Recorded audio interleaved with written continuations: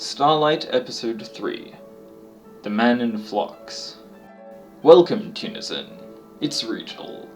A lot of interesting things happened last night. Most involving the Green Man. Welcome to StarLightValley.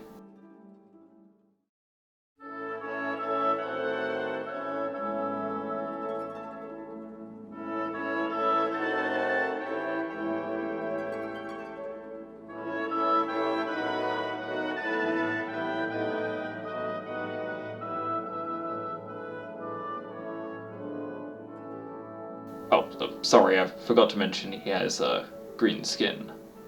Sorry about that. Now, let's get into the story, or interrogation as he called it. You probably remember at the end of the last episode, when a man walked up to my house during recording, and tried to get my attention, which he certainly achieved. Once I cautiously welcomed him in, he warily slumped into one of my dining chairs, exhausted. I asked him if he needed anything, and what his business was here. He looked up at me, and his eyes were sunken and dark. They made me feel a slight chill. He told me he was searching for someone. A woman. I asked him why he was looking for her. All he said was that she had gone missing some time ago, but didn't state when. We both sat in silence for a while, each in his own thoughts. As he looked around at my home, I could see several questions form in his countenance. "How do you live here?" he asked suddenly. "This valley is meant to be uninhabitable." "Why?" I replied as he stood up, making his long travel coat sag to his knees once again. "Because of all of the monsters," he said slowly, drawing out his words in emphasis. I shrugged, not really knowing what to say. He looked at me again curiously, his eyes for the first time noticing my star. "What's your name?" he finally asked me. "Rigel, Soros," I answered nervously. I still don't understand why, but at me saying this an odd look sparked in his eyes. He then asked me again whether I had seen a woman nearby. I reluctantly told him what had transpired in the orchard, and the nature of the woman's end.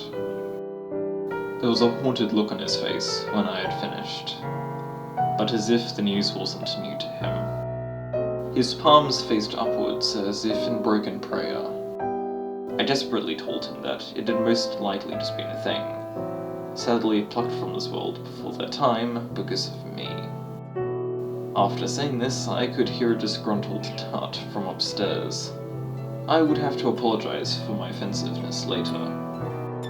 This speech didn't seem to be of any great effect though, as the man took little heed of my words. He was halfway to the door when I hurriedly mentioned the beam of light. He suddenly shuddered to a stop, like an old car, and slowly turned around. He looked again at the star around my eye, then up at the endless black void above. The last real star was clearly visible among the nothingness. Even I could see it.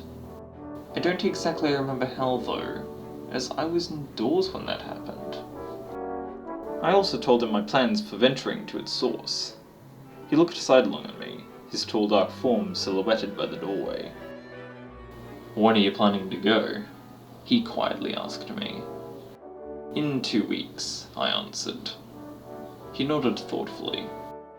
"Be careful," was the last thing he said before the door snapped shut. I went to the window and watched him traverse the rolling hills before he soon vanished in the cosmic darkness. Tammy came up behind me and asked me what that was all about. I felt the light touch of their fingers, the cold seeping into my back and sending shivers up my spine. To their question, I sadly told them I didn't quite know. I then noticed the familiar patch of void below me. I gave it a pat, thoughtfully.